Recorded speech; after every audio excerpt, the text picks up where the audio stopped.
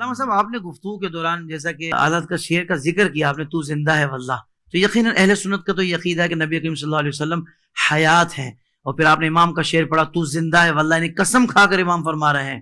تو حضرت یہ ارشاد فرمایا کہ اگر تو نبی زندہ ہیں اور یقیناً ہیں تو زندہ کو تو کوئی دفن نہیں کرتا۔ لوگ یہ کہتے ہیں کہ بھئی صحابہ نے پھر تدفین کیوں کی نبی کریم صلی اللہ علیہ وسلم کی؟ یہ ایسی ایسی باتیں ان کے ذہنوں میں آ رہی ہوتی ہیں حضرت۔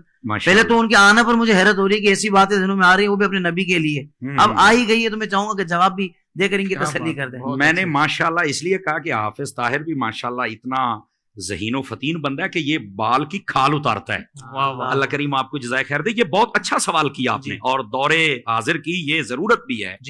مطلب یہ کہ نبی پاک اگر زندہ ہیں تو پھر صحابہ نے دفن کیوں کیا؟ میں نے کہا ساری چھوڑ دیں آپ، شہید زندہ ہوتا ہے؟ کہا بالکل۔ تو میں نے کہا جتنے کائنات میں شہید ہوئے دفن کیا کہ نہیں کیا؟ اس کا جواب دو مجھے، قرآن مجید دو جواب۔ قرآن مجید ہے نا، قرآن سے جواب دے دیا میں نے قرآن سے جواب۔ اب کوئی میدان میں نکل کے بات کریں، خدا کا خوف کرو یار، کیا کر رہے ہو تم لوگ؟ یعنی اتنا بغض کہ نبی پاک کے بارے میں یہ سارے سوالات کیے جا رہے، حالانکہ شہید کا رتبہ کم ہے اور نبی کا زیادہ ہے۔ تو جب کم رتبے والا زندہ ہے تو جس کا سب نبیوں سے بھی زیادہ ہے، پھر وہ کیوں نہیں زندہ ہے؟ سمجھ آ رہی میری بات کی؟ اچھا دوسری بات، میں نے کہا یہ میں تمہارا شوق پورا کر دیتا ہوں کہ تم کہتے ہو کہ زندہ تھے تو پھر دفن کیوں کیا؟ میں نے کہا جو مردہ ہوتا ہے نا اس کو آگ لگائی جاتی، کسی بھول میں نہ رہنا، اس بات کو نوٹ کیا جائے۔ جن کے مر جاتے ہیں وہ آگ لگاتے ہیں اپنے ہاتھوں سے، ہم جو دفن کرتے ہیں نا وہ زندہ سمجھ کے کرتے ہیں۔ کہتے ہیں مولانا وہ کیسے؟ سن لیجئے، اور یار مجھے بتاؤ اگر زندہ نہیں ہے تو قبر میں اٹھ کے سوالوں کے جواب کون دیتا ہے؟ بتاؤ نا مجھے۔ یہ صرف اتنی دیر تک ہی موت کا حکم ہے کہ جب تک سانسیں باندھے ہم نے قبر کے سپرد نہیں کر دیا، اللہ کی رحمت کے سپرد نہیں کر دیا۔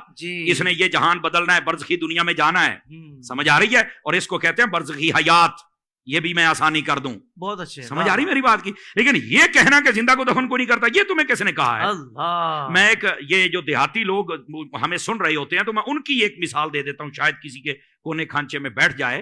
اور میں نے کہا یار بتاؤ، دیکھیں جب فصلیں ہمارے ہاں کاشت کی جاتی ہیں نا، مثال کے طور پر مکئی، ہم جب اس کو کاشت کرتے ہیں تو جب اس کا بیج نکالتے ہیں نا تو ہم پہلے اس کی چھانٹی کرتے ہیں، جو دانے خراب ہوتے ہیں ان کو سائڈ پہ کر دیتے ہیں، جو صحیح ہوتے ہیں ان کو سائڈ پہ کر دیتے ہیں۔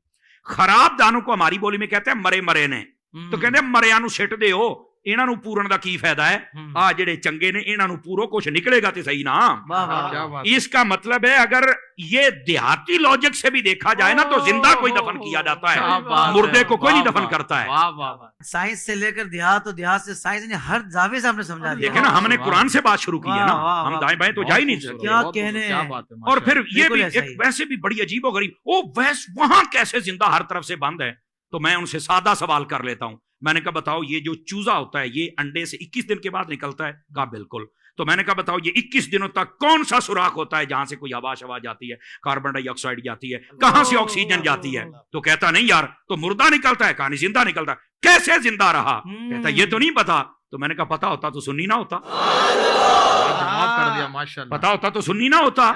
بھئی جو رب ایک چوزے کے لیے سب انتظام کر سکتا ہے وہ مدینے کے تاجدار کے لیے نہیں کر سکتا۔ وہ زندہ ہیں، زندگی کی تمہیں نہیں سمجھ آئی تو ایک الگ بات ہے۔ تو زندہ ہے واللہ، تو زندہ ہے واللہ، میرے چشم عالم سے چھپ جانا۔ سبحان اللہ، سبحان اللہ۔